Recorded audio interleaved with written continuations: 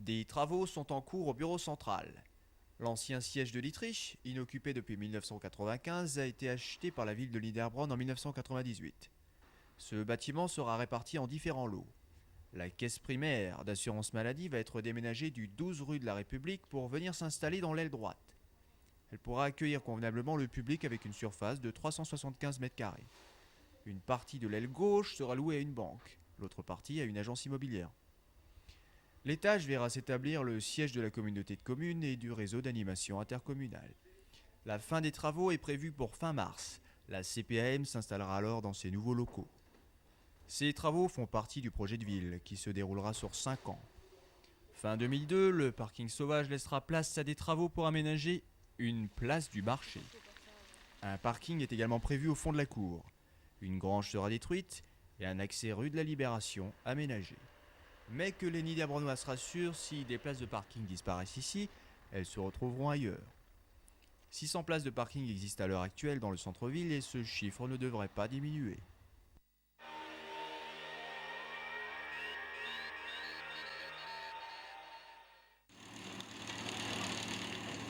Les employés communaux de Niederbronn-les-Bains procèdent en ce moment à l'élagage des arbres entre l'avenue Foch et le parc du Casino.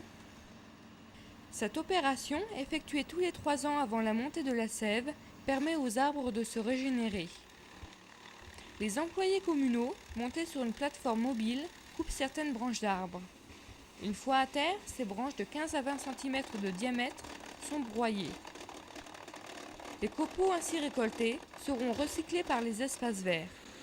Mis en couche sur des parterres de fleurs, ils éviteront la pousse de mauvaises herbes.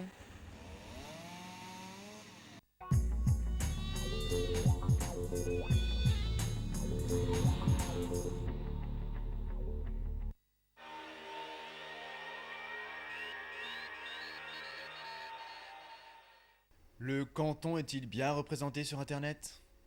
Reichshoffen est la commune la plus représentée. Nous avons rencontré 2 créateurs de sites perso consacrés à cette commune. Donc ça fait plus de 2 ans et demi même que je surfe sur Internet. Et au départ, c'est vrai, je surfais pour chercher des informations. Et il y a 2 ans seulement, j'ai commencé à découvrir le HTML. Et j'ai commencé moi-même à faire un site, quoi. Avec des amis, donc on a commencé, au total, jusqu'à présent, j'ai fait moins d'une dizaine de sites, quoi. 6 ou 7, je crois. Ouais. Je fais de l'Internet depuis 2 ans. J'avais un ordinateur, j'ai fait des programmes dessus pour la compta et j'ai constaté qu'il y a aussi l'Internet. Et là, j'ai consulté des pages, mais ça ne me suffisait pas. Donc, j'ai voulu comprendre comment ça fonctionne. J'ai découvert un logiciel gratuit dans un magazine. Personnellement, on a fait des images en hélico, en ULM. On a fait 2 tours en hélico. On a fait 2 tours en ULM. On a fait pas mal d'images, près de 200 images qu'on a publiées sur le site. Pour l'instant, j'approche les 9000 pages visitées. Et quand je quand je regarde les chiffres des images et consultées, c'est surtout les photos qui sont consultées. Hein. Ça intéresse le plus les gens. Alors que les textes, les séances de conseil municipal et tout ça ne sont pratiquement pas visités. Surtout les images, ça intéresse les gens. Les gens peuvent s'approprier les images, peuvent les imprimer, reconnaître leur maison et tout ça. Ça, c'est très, très intéressant. Je me suis rendu compte qu'au niveau du local, il y avait très peu d'informations. Et je me suis lancé aussi dans la création d'un site sur l'histoire de Reichshoffen. Plusieurs collègues de travail ou des amis autour de moi qui commençaient à emménager à Reichshoffen se demandaient mais il n'existe rien de spontané. À Reichshoffen, on n'arrive pas à savoir où c'est qu'on débarque, où c'est qu'on est. Et c'est une des premières motivations qui a fait que j'ai créé ce site, quoi. Et au niveau local aussi, il y a 2 associations. Il y a l'association de la Société d'Histoire et l'association de Dietrich, qui sont très bien documentées, quoi, pour trouver des renseignements.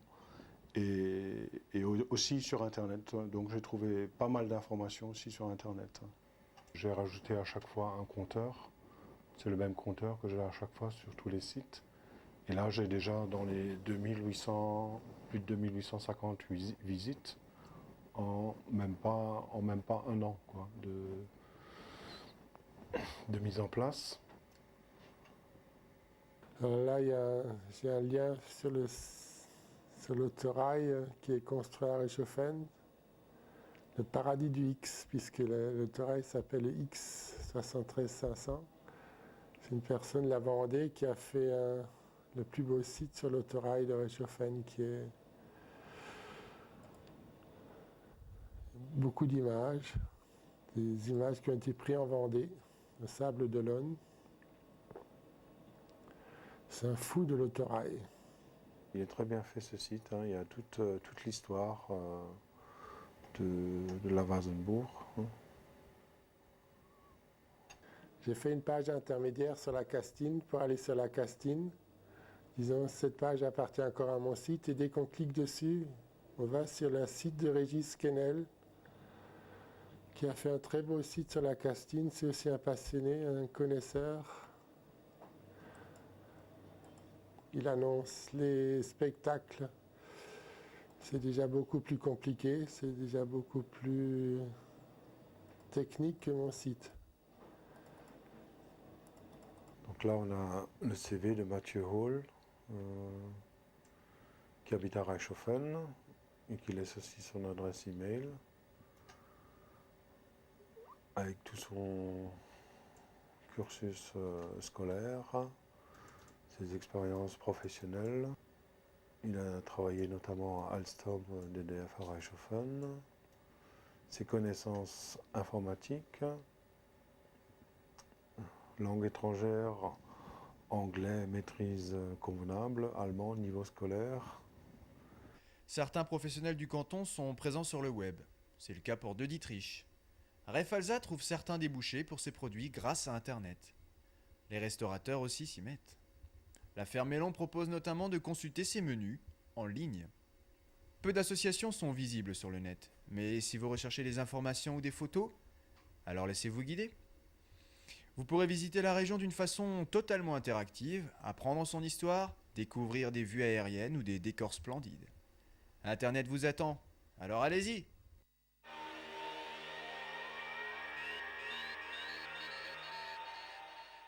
Beully, comme tout le monde le sait, c'est une entreprise familiale qui a été créée par la famille Beully, qui était boulanger à Gumbrechtshofen, qui a été reprise donc, par la famille Mecker, donc, par moi-même et mes enfants et mon épouse en 1999, suite à une liquidation, un redressement judiciaire de l'entreprise. Beully a la chance de distribuer ses produits à travers le monde. Nous exportons, on était aux Jeux olympiques en Australie, donc on vend actuellement sur l'Australie, on vend sur l'Italie, on vend sur l'Espagne, le Portugal, le Brésil. La nouvelle usine, dans un premier temps, donc, est composée de 2 lignes de production, une ligne à sticks et une ligne à pretzel.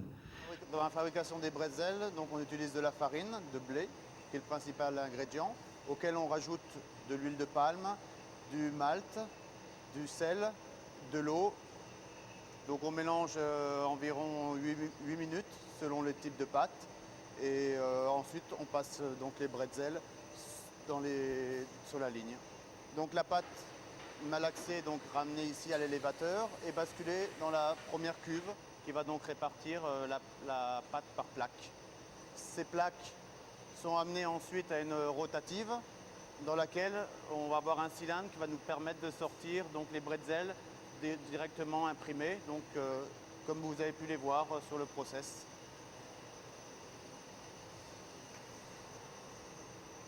Donc là vous voyez les bretzels qui sortent nus, donc crus. Ensuite on a l'étape suivante qui consiste donc à faire passer les bretzels dans un bain de soude à 0,5% à 1%. Et cette soude permet donc plusieurs choses. La première chose, c'est de coller le sel, sinon sans ce produit-là, le sel tomberait de la bretzel. et ensuite a un effet de colorer la bretzel, sinon après cuisson la bretzel sortirait blanche. Pour la fabrication des sticks, donc on a les mêmes ingrédients que pour les bretzels. Simplement, on met plus de pâte pour avoir une pâte qui soit un peu plus molle et plus malléable par les machines. Donc le principe de fabrication des sticks, c'est comme les spaghettis. Donc on va avoir une presse qui va pousser la pâte dans des buses, ce qui fait que vous avez des filaments qui vont sortir. Donc de la même façon, les filaments de sticks vont être plongés dans un bain de soude avec le même rôle de coller le sel et d'éviter qu'au moment où on va précouper les sticks, que les sticks s'enroulent autour du couteau. Donc le couteau permet de pré-écraser les sticks tous les 12,5 cm, de façon à ce que quand les produits vont sortir du four, on ait un aspect mécanique qui va casser le stick automatiquement. Après, donc, on a le salage du stick, ce qui se fait tout de suite après la sortie de la soude. Les bretzels, donc, tout de suite après salage, rentrent dans le four. Donc on a un four qui fait pour la cuisson des bretzels 27 mètres. Là aujourd'hui on cuit à 8 minutes à une température environ de 220 degrés. Donc ce qui nous fait à peu près un rendement de 150-180 kg à l'heure. Donc les sticks précoupés rentrent dans ce four. Le four fait 10 mètres de long. Il a une vitesse de cuisson de 5,5 minutes et permet un rendement à peu près de 90 kg à l'heure. La température de cuisson est dans ce cas de 240 degrés environ. Voilà, donc là on va passer à la suite. Donc là vous pouvez voir les sticks à la sortie du four qui se sont déjà automatiquement séparés dans le four et qui mécaniquement donc, se cassent et se retrouvent sur la bande. Et ces sticks vont être ensuite amenés jusqu'au conditionnement vers différents postes en fonction de l'utilisation qu'on va en faire. Aujourd'hui, on fait des tubeaux qui consistent donc à mettre dans des boîtes la moitié des sticks et la moitié de bretzel. Donc le four de 27 mètres a 3 zones de cuisson.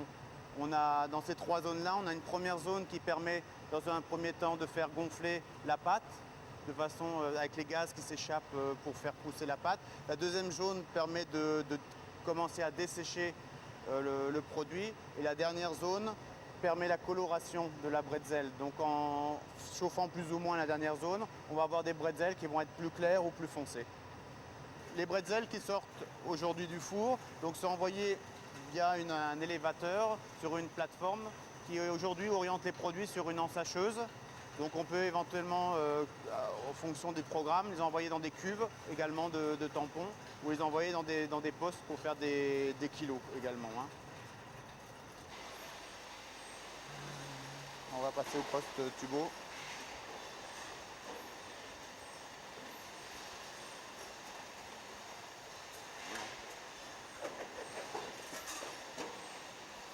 Donc ce poste-ci est le poste tubo. Donc après cheminement, on a les sticks qui arrivent en continu.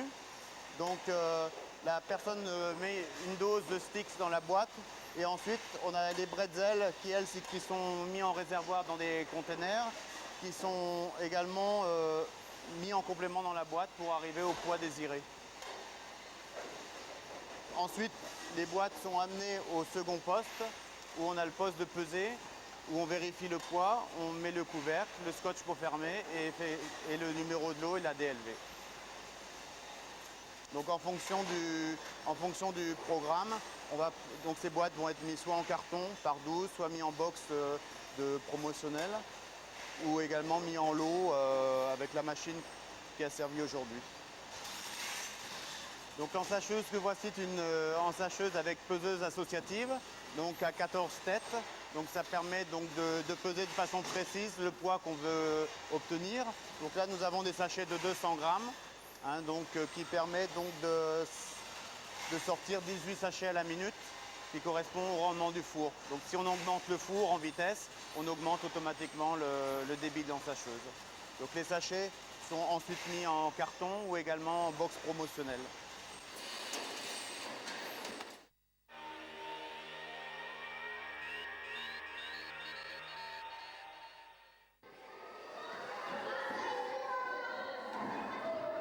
Donc Moi, je m'appelle Jacques Chauveau. Je suis directeur, coordinateur de l'association Réseau Animation Intercommunale des cantons de Niederbronn-les-Bains et du Val-de-Modère. Ma mission est de coordonner l'ensemble du développement intercommunal dans le domaine de l'animation et des loisirs pour la petite enfance, les enfants et les jeunes et aussi les jeunes adultes. Donc notre structure aujourd'hui compte environ 10 personnes, 8 animateurs professionnels et 2 personnes au niveau de l'administration, dont moi-même et une secrétaire. Ces 10 animateurs interviennent sur l'ensemble du territoire de Niederbronn-les-Bains du Val-de-Modère. Donc je travaille à Réseau Animation Intercommunale depuis maintenant presque un an. Donc je suis une animatrice permanente dans l'association et donc pendant les petites vacances et les mercredis, je fais des animations pour les enfants entre 6 et 11 ans. On travaille avec plusieurs villages, plusieurs sites dans le cadre de mercredis récréatifs. Donc nous proposons un mercredi par mois une animation dans les sites où nous avons des mamans bénévoles qui nous aident. Et donc voilà, ça se passe comme ça l'année. Et puis pendant les petites vacances, on propose des choses à la semaine, des centres aérés ou comme ici des inscriptions à la journée. Sinon, il y a des projets, on va dire, plus ponctuels, des expositions itinérantes, on fait venir les écoles, donc ça c'est un travail plutôt à l'année. Et puis en dehors de l'école, donc surtout pour les préadolescents et les adolescents, on travaille en soirée, le mercredi et les week-ends. Maintenant, nos interventions et les actions qu'on mène, on les mène sur l'ensemble des communes des 2 territoires. Donc le territoire du Val-de-Modère et Niederbronn compte 24 communes. Et dans la mesure du possible, on essaie de faire des actions dans toutes les communes, qu'elles soient petites ou grandes. On ne travaille pas sur une commune, on n'essaye pas de faire venir tous les enfants à un endroit, on essaye de programmer des actions, des activités un petit peu partout pour que les enfants aient moins de déplacements, que les familles aussi aient moins de problèmes pour les emmener et revenir les chercher. Voilà. Et c'est aussi important de faire ces actions dans ces communes puisque ça permet aussi de les faire vivre. Si on faisait tout sur la commune n'aurait pas d'animation proprement dite. Et je crois que c'est important aujourd'hui que chaque commune puisse avoir des projets de loisirs pour les jeunes, pour les enfants, pour pouvoir effectivement dynamiser la commune. Il faut que tu fasses ici. Tu sais bien le faire? J'essaie une fois. Attends, il faut d'abord... Laurie, cherche-moi le noir, s'il te plaît. Cherche le noir. Donc le travail se fait à l'année et nous on travaille avec eux de la manière suivante, c'est-à-dire qu'on les voit toutes les semaines, régulièrement, alors ça peut être le mardi soir ou le mercredi après-midi ou le vendredi soir ou le samedi après-midi, et puis on les rencontre dans le cadre du collège, sur l'ensemble des collèges aujourd'hui du territoire, où on a des permanences, où les animateurs professionnels vont manger avec eux, par exemple le lundi midi, de midi à 13h30, et ça leur permet d'une part d'être en contact avec eux pour discuter simplement, pour les rencontrer, mais aussi de leur dire qu'est-ce qu'on va faire à tel moment, où tiens on se réunit mardi soir à Dambar, ce serait bien que vous soyez là, etc. Donc en fin de compte c'est un travail de terrain, petit travail de fourmi on dit, qui demande un investissement constant, souvent pas pour d'énormes résultats, mais en tout cas pour essayer on a un terme qu'on utilise souvent qui dit qu'il est important de mettre en place des actions pour que le lien social existe dans une commune.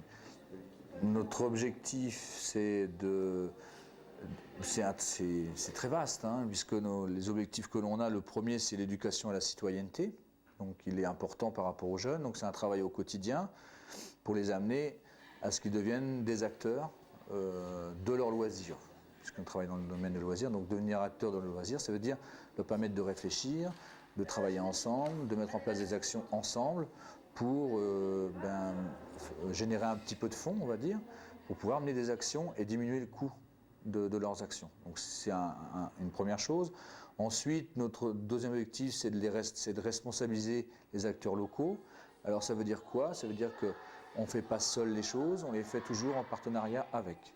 Donc, ce qui veut dire qu'on peut assister à des soirées, à des débats de réflexion, qui s'est produit il y a peu de temps à Gumbrechthofen sur les jeunes, où on essaye avec les partenaires, les familles et les élus, de dire il y a un problème jeune, comment on peut le résoudre, qu'est-ce qu'on peut mettre en place, mais toujours dans le domaine du loisir, on est bien d'accord. Le troisième souci que l'on a, le troisième objectif, c'est bien l'intercommunalité, c'est ce que je vous ai dit tout à l'heure, c'est de ne pas faire tout au même endroit, mais bien d'essayer de mettre en place des actions sur l'ensemble d'un territoire, donc de 24 communes, et ça c'est important.